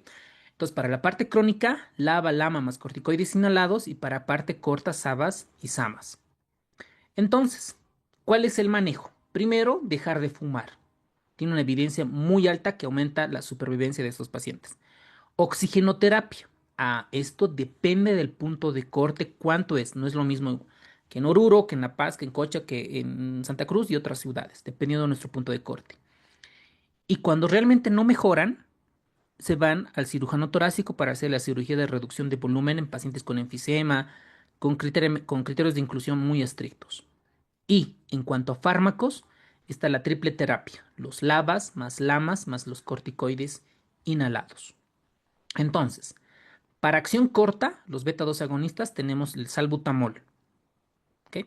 Los LABAs, acción de beta larga, en su mayor representante el salmeterol, el formoterol, el lindacaterol. Estos nos van a ayudar para el control de EPOC. Los SAMAs, los anticolinérgicos de acción corta, es para uso alivio. Normalmente usamos estos juntos en la parte de urgencias, anestesioterapia, medicina interna. Ya en la parte neumológica crónica, en la consulta externa, los LABAs con los LAMAs. ¿Vale? Muy bien. Los corticoides inhalados, ¿en quiénes están indicados? Estos reducen las exacerbaciones en pacientes con eosinofilos mayor o igual a 100.000 microlitros o pacientes que tengan mayor o igual 2 exacerbaciones al año para este tipo de pacientes. Otras terapias. Por ejemplo, para dejar de fumar está el bupropión o la vareniciclina o la vareniclina. Estos medicamentos han demostrado disminuir las tasas de incidencia en pacientes que fuman. El rofimulasta, pacientes que no responden a beta 2 agonistas combinados antimuscarínicos y corticoides inhalados, como terapia de rescate están los antifibróticos, que es un inhibidor de la fosfodiesterasa 4 como mayor representante, el rofimulasta. Estos están específicamente indicados en pacientes con bronquitis crónicas que tienen muchas exacerbaciones. Se han demostrado en los ensayos clínicos aleatorizados que disminuyen dichas exacerbaciones. Lo mismo la citromicina. La citromicina no solamente es como un antibiótico, también es un inmunomodulador. Esto se ha demostrado que disminuye las exacerbaciones recurrentes. La teofilina, esto ya no se utiliza tanto como efecto broncodilatador. E intravenosa para pacientes que tienen deficiencia de alfa-1 antitripsina. Tratamiento no farmacológico. Todos los pacientes que tienen EPOC, incluso nuestros papás, abuelos, etc., está indicado las vacunas. COVID, influenza, neumococo, tosferina, porque se han demostrado que disminuyen las infecciones y las exacerbaciones. Yo veo cada vez pacientes de terapia intensiva, medicina interna o en urgencias por neumonía. Y les preguntamos, señor, señora, ¿se ha vacunado contra la influenza? No, porque no he tenido tiempo u otras excusas. ¿Se ha vacunado contra el neumococo? No, ni siquiera lo saben. Estas vacunas salvan vidas, doctores. ¿Ok? La rehabilitación pulmonar, ni qué decir, la reducción quirúrgica, la broncoscopía para reducción del volumen y el trasplante pulmonar, cosa que en nuestro país no lo realizamos en pacientes con EPOC grave y sin comorbilidades grandes como cardiopatías importantes. ¿Ok? Ahora, este cuadrito es importante para ver los diagnósticos, ¿no? El GOLD para GOLD A, GOLD B, GOLD C, GOLD D y estos los antecedentes de exacerbación. Vamos a tener la gravedad del EPOC, que está de color rojo, y los antecedentes de exacerbación. Estos antecedentes de exacerbación se la clasifican en dos variables. Una es que tenga 0, nada, o 1 sin admisión hospitalaria. Estos van a incluir A y B, ¿no? Con síntomas bajo riesgo, síntomas de alto riesgo. Y en la otra variable es la disnea. La disnea hay un score para EPOC, que es el score de la MMRC o el famoso CAT. En la parte práctica se emplea esto, la escala de la MMRC. Gracias a estas dos variables podemos decir si un paciente está en la categoría A, categoría B, categoría C, categoría D, dependiendo de estas dos variables. Entonces, dentro de los pacientes, cese del tabaquismo, broncodilatadores que ya comentamos, los antimuscarínicos, beta-2 agonistas de acción corta para exacerbación aguda, beta-2 agonistas de acción larga para la parte crónica, glucocorticoides orales, inhibidores de la fosfodiesterasa en pacientes con EPOC grave y antibióticos. ¿Cuáles eran los antibióticos? La citromicina, ¿no? Miren, la razón de riesgos tiene de 0.73. Oxígeno, sobre todo en quienes, en pacientes que tienen hipoxemia. Pero ¿desde cuándo voy a dar oxígeno? La literatura menciona menos de 88% u 89%, yo ya debería darle oxígeno suplementario a un paciente. Esto en Cochabamba, Santa Cruz, Trinidad, Tarija, Sucre puede ser, ¿ok? En la altitud no tenemos estudios todavía avalados. Yo sospecharía, ¿no? Como un dato así, X, ¿no? Un 82%, 85% para dar oxígeno suplementario. Bueno, entonces a todos los pacientes con EPOC que los hemos clasificado Gol A, Gol B, Gol C, ahí está el tratamiento. Para grupo A, damos un broncodilatador. Para el grupo B, terapia combinada, LAMA más LABA. Para los grupos C, terapia combinada o pueden con corticoides inhalados. Para el grupo D, que es el más grave, que a pesar de la triple terapia no mejoran, se puede considerar el Roflumilast, se tiene una BEF1 menos del 50% del valor de predicho, y además si el paciente tiene bronquitis crónica. También aquí están los macrólidos, en su mayor representante la citromicina, y con eso se maneja un paciente con EPOC, ¿ok? Un paciente con exacerba, esto es para urgencias. Un paciente que llega a la clínica, al hospital, porque dice, doctor, tengo tos con expectoración, tengo fiebre, tengo falta de aire, podemos decir que es una exacerbación de EPOC. Por eso aumenta la tos, aumenta la disnea, incluso la tos de blanquecino se vuelve mucopurulenta y hacemos toda la anamnesis y el diagnóstico y la espirometría. Acá lo primero es auscultar al paciente, seguramente va a tener sibilancias. Entonces, ¿cuál o qué cosas, cuáles son los agentes etiológicos que exacerban el EPOC? Son infecciones, ¿ok? Infecciones del tracto del sistema respiratorio. Suelen preguntar en los exámenes de la residencia aquí en Bolivia y en otros países cuáles son los agentes más frecuentes que exacerban el EPOC. Esta nadie la puede fallar. Streptococcus pneumoniae, Haemophilus influenza y Moraxella catarrhalis. De memoria. Para la neumonía adquirida en la comunidad es lo mismo. Streptococcus pneumoniae. Entonces no hay mucha diferencia. ¿Ok? Ahora, llega al hospital, le tomamos signos vitales. Si está desaturando, le damos oxígeno. Si tiene sibilancias, que es lo más probable, le damos broncodilatadores. En este caso, salbutamol. Ahora, el salbutamol en nuestro medio viene en Sprite, en esos tubitos, que no es tan eficiente, ¿no? Hay en gotitas, que viene en nuestro medio como terbutalina, ¿no? Eso pones 20 gotas en una solución de 10 ml de solución fisiológica y lo nebulizas, ¿no? La farmacia le pides un nebulizador, mejor si es un nebulizador ultrasónico, preparas y le das al paciente, ¿no? Hay en otros países, en algunos casos he visto, creo que en Santa Cruz, sí, en algunos casos por La Paz entra por contrabando, que está el albuterol que viene con bromuro dipratropio. Entonces tenemos un anticolinérgico de acción corta más un beta-2 agonista de acción corta, nos va mucho mejor, ¿ok? Después administramos corticoides. ¿Qué corticoide? Prednisona por vía oral o en nuestro caso metilprednisolona, ¿no? Que es IV, en nuestro caso, para desinflamar. En los pacientes sí está indicado la prednisona. Ahora podrían decir, doctor, ¿puedo dar dexametasona? Sí, pero a esta equivalencia corticoidea. No 10 miligramos, 12. Esa dosis es inmunosupresora, no es dosis antiinflamatoria, es mucho más baja. Entonces, con una calculadora de equivalencia corticoidea, podemos dar entre 30 a 40 miligramos de Dexa, de hidrocortisona, de metilprednisolona. Preferentemente me encanta mucho metilprednisolona porque su dosis antiinflamatoria es mucho más que la hidrocortisona por su efecto mineralocorticoide, ¿verdad? Ahora, como en el EPOC exacerba las bacterias, por eso está indicado los antibióticos. ¿Qué tipo de antibióticos vamos a dar? Los que cubran estas bacterias. Una amoxicilina con ácido clavulamato está perfecto. Una fluorquinolona, un macrólido que cubra estas bacterias está perfecto.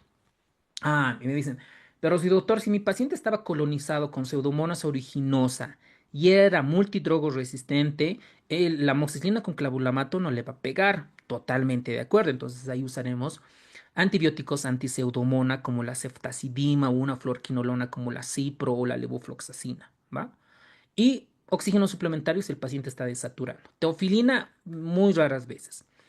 Doctor, te dice la enfermera o tu internito, ¿no? Tu médico te dice, doctor, no está respondiendo, está con aumento de la frecuencia cardíaca, está más taquipneico, está desaturando. ¿Qué hacemos?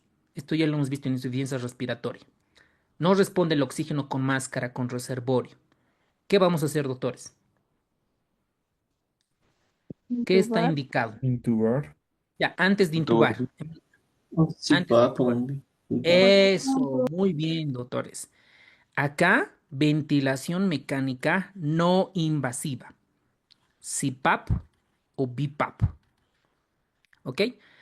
Media hora a una hora doy y mejora, evito la intubación, le evito que se complique en terapia intensiva, costos y que se pueda morir, porque la ventilación mecánica Doctora, no Tom va a es... disculpar que lo interrumpa. Dale, dale, dígame, doctor. ¿Y qué tal el uso de sulfato de magnesio en estos casos? Si tiene broncoespasmo, si tiene broncoespasmo y un paciente con asma, está indicado, ¿ok? Si es un paciente con broncoespasmo por EPOC, la indicación está relativamente discutida. Muy buena pregunta. Si es un broncoespasmo por crisis asmática, está indicado. Para todos que quede claro eso. Muy buena su pregunta, doctor. Para pacientes con EPOC está discutido. En las guías de manejo de pacientes con exacerbación por EPOC no está indicado. ¿Ok? Eso. Muy buena su pregunta, doctor. ¿Alguien más tiene alguna pregunta en cuanto al manejo? A ver, si nosotros hacemos una indicación médica, podemos poner dieta, pues todavía, ¿no? Hasta que se estabilice. NPO, control de signos vitales cada 2 horas. Instalar una solución de Ringia normal, 500 ml para 6 horas. Después, algún gastroprotector no está tan indicado, ¿ok? A no ser que estén en NPO muchos días. Después, aquí vamos a atacar un antibiótico. Si no tiene riesgo de pseudomonas, está bien una ceftriaxona 1 gramo IV cada 12 horas. Después, su anticoagulación profiláctica. Si no tiene lesión renal, una enoxaparina 40 miligramos subcutáneo cada día profilácticamente. Después su corticoide, metilprednisolona, más o menos le va a salir como 60 miligramos, 40 miligramos de metilprednisolona y en 10 minutos. Después, ¿qué más? El oxígeno, dependiendo de la saturación, ¿no? Me voy guiando con la gasometría y el oxígeno. Listo, con esto tendría que mejorar. Si no mejora, si continúa desaturando, ventilación mecánica no invasiva de media hora a 1 hora. Si no mejora, ahí recién lo intubamos y lo pasamos a cuidados intensivos. Y ahí calculamos el autopip, si hay atrapamiento aéreo. Igual hacemos casi el mismo manejo, ¿eh? No hacemos mucha cosa en cuanto a esto, ¿no? Probablemente escalemos a un carbapenémico, meropenem asociado a levofloxacina. Y si tiene colonización por Staphylococcus aureus, añadimos vancomicina o linezolid dependiendo de la función renal y hacemos todo el manejo de la sedación, analgesia, ventilación mecánica, ¿no? Hasta salvar al paciente, ¿no? Muchos de estos pacientes a veces se nos mueren en la UTI, se nos mueren porque está en etapa final, porque tienen cor pulmonale, porque tienen lesión renal aguda, porque no solo viene con EPOC, viene con falla cardíaca derecha, viene con lesión renal, viene con obesidad, muchas otras cosas. ¿Ok? Es alucinante hacer estos manejos de este tipo de pacientes. Entonces, apoyo ventilatorio, ventilación mecánica no invasiva, PCO2, acidosis leve, pues ya, ¿no? Puede disminuir la mortalidad, la ventilación mecánica no invasiva, eso ya hemos visto. En la ventilación mecánica no invasiva, recuerden, EPOC exacerbado, una indicación importante. Edema pulmonar de origen cardiogénico e insuficiencia respiratoria en pacientes inmunosuprimidos, la indicación clara. Muy bien, doctores, hemos terminado la clase. Mañana nos vemos. Mañana termina el simulacro de cardiología hasta la tarde. Los primeros lugares tienen ahí sus regalos y demás. ¿Qué más? Mañana vemos, creo que asma. Y con eso terminamos. No, mañana es viernes, ¿no? Y el sábado en la noche también tenemos clase, ¿verdad? Muy bien, preguntas, dudas, Doc- sugerencias. Dale, dale, doctorita. Doctor, buenas noches. Primeramente, gracias por la clase, ¿no? Doctor, había antes simulacro, ¿no es cierto?, por temas como hemos hecho en cardiología. No sé si va a ser igual lo mismo acá Claro. en NEACMO. Sí, Por sí, ejemplo, sí. digamos, de este tema, del tema de ayer que hemos visto Sí. igual, Sí, sí, si va a sí. haber algún simulacro, todo va a ser en el fin de semana, entre sábado y domingo, o hasta el lunes, digamos, ¿no es cierto?, para no acumularnos. Eso quería preguntarle, doctor. Ya, gracias por recordarme, doctora. Entonces me voy a anotar neumología, enviar los simulacros, quizzes de los temas de neumología. Ok, más Doc, bien, otra gracias. preguntita. Perdón por Dale, dale, interrumpir. Doctor, le dale. comento que he vuelto a ingresar a la plataforma ¿Ya? y no sé qué me dijo que igual se hace para llegar al ranking, ¿no es cierto?, de ser el mejor, digamos, ¿no? Igual hay Sí, exámenes de los temas en sí, en la plataforma. Mire que he ya. intentado cargar de varios lugares en realidad, pero no me sale en mi caso el tema de los exámenes por temas, por ejemplo, de neumo, digamos ahora, digamos, si lo subiera de este tema de derrame pleural, no sé por qué, por más que lo actualizo, no me salen los exámenes. O es de que solamente es un solo examen de, digamos, cardíaco y un solo simulacro de neumo, o es por No, temas. no, cada tema, Ujú. crisis asmática, EPOC, insuficiencia respiratoria, derrame pleural, todos los temas tienen su banco de preguntas, casos clínicos y sus flashcards. De la biblioteca SEAM, generada por los humanos y generada por inteligencia artificial, que esa lo saca de la bibliografía. ¿Me podría escribir inbox, por favor, al Ya, WhatsApp y voy a ya, verificar su doctor. cuenta? ¿Ya? Ya, doctor, una aclaración más. No sé si es que nos tenía, yo sé que está con no mucho tiempo, ¿no es cierto? Pero no sé si nos podría hacer un TikTok así chiquitito para el modo de poder ver cómo ingresar, digamos, a un examen dentro de la plataforma. Ya. Por Ok. favor, doctor, no sé Ya. si podría ser. Grabar video de función de plataforma. Ok. Sí, en especial para entrar a los exámenes, ¿no es cierto? Porque creo que no Ok. soy la única que tiene ese problema. Por favor, Ya. doctor, Claro que sí, claro que sí. Me voy a sacar. gracias. Ya. Doctor, disculpe. Dale, dale, doctor. Tengo aquí en el cronograma que mañana es crisis asmática y el sábado es neumonía, pero si reviso más abajo en neurología hasta que el 15 de junio, hasta el domingo, avanzaríamos a epilepsia. ¿Es correcto o ha habido un error ahí? Domingo está neurología. A ver, un ratito, Sí, ¿dónde está? en el cronograma dice epilepsia, dice 15 de junio. A ver, un ratito, ¿dónde está? En el que mandó en el último. Neuro está con cefalea el 20 de junio y finalizamos con el simulacro el 18 de junio. Aquí, bueno, en realidad lo imprimí para poder ver mejor, porque cerramos mañana con crisis asmática, bueno, en realidad con neumonía también y trombosis venosa, ¿no es cierto?, hasta el 17 de junio. Y el simulacro de neumología está el 18 de junio y neurología cefalea el 20. ¿Qué día cae 20, doctora? 20 si no me equivoco, cae el jueves, no, martes. Martes, ¿Está si no me bien? equivoco, cae jueves. Un Sí, está momentito, bien. cielo. Sí, Viernes no es. cae 20. Viernes, Doc, Ah, 20. sí, viernes, doctor, viernes cae 20. Es Ya, con neuro empieza y se finaliza nosotros con el simulacro el 18 de junio ya. de neuro. ¿Y por qué el doctor me decía que hay una que es domingo? ¿Por qué? Es que, Sí, sí, porque de cefaleas dice 20, crisis convulsiva 21 y luego abajo dice epilepsia 15, dice. ya 15 de Sí, junio. evento cerebro, sí, cierto, epilepsia dice 15, doctor. Tiene razón Está el mal. doctor. Está mal lo de epilepsia. Yo me he confundido en el rol. Porque con neuro van a ver con la doctora Giselle.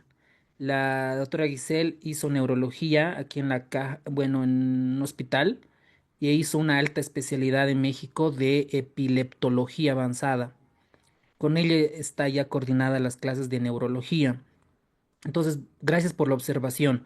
Pero neuro, el módulo de neuro comienza el 20 de junio. Está bien, entonces solo de epilepsia voy a coordinar el tema, no es el 15, ¿vale? Más bien, muchas gracias por la observación, no sé qué ha pasado acá. Doc, Gracias, doctor. Ya. buenas noches. Igual síndrome demencial no indica la fecha. Lo van a dar junto con Guillain Barré. En una clase se van a dar dos temas. Sí, Gracias, doctor. es eso. Ya. Paciente de 66 años de edad con EPOC moderado de antecedentes de bronquitis crónica, tos y esputo purulento, está hemodinámicamente estable, sin datos de sepsis. ¿Qué antibióticos está más indicado? Amoxi, ¿no? Un amoxiclavulamato con claritro, porque no nos dice que tiene riesgo de Pseudomonas aeruginosa. Sí, doctora Graviela, sí, sí. Apenas me desocupe, lo bajamos la clase y lo subimos a la plataforma. Paciente de 64 años de edad con EPOC, presenta hipercapnia, 52. Tiene pH de 7.2, es una acidosis respiratoria. ¿Cuál de los siguientes es la mejor intervención? Oxígeno, ventilación mecánica invasiva, ventilación no invasiva, ¿no? No invasiva, porque tenemos que evitar intubar al paciente, evitar que ingrese a la terapia intensiva. Muy bien. Muy bien, doctores, con eso hemos terminado esta observación, ya lo vimos y... Ok. Muy bien, doctores, que tengan buen resto de jornada. Nos vemos el día de mañana con crisis asmática, con asma. Gracias, doctor. Doc, el videito no se olvide, por favor, para poder entrar a los Doctor, simulacros en la Claro que sí, plataforma. claro que sí, claro Gracias, que para sí. doctor. el Telegram también tenía que hacer Doc un video. ¿Para cuál? ¿Un Para el video de Telegram. TikTok de bailando? No, ¿cómo era la cosa? Para el ¿No? Telegram, dijo. Los casos de la IA, cierto. Igual me falta Sí, coordinar esa doctor, por clase. favor. De la IA del paciente virtual después de los casos clínicos. Sí, no, estoy cargado de Doctor, trabajo. Ya. una última. Los videos, por favor, de insuficiencia respiratoria, no pude asistir a esa clase.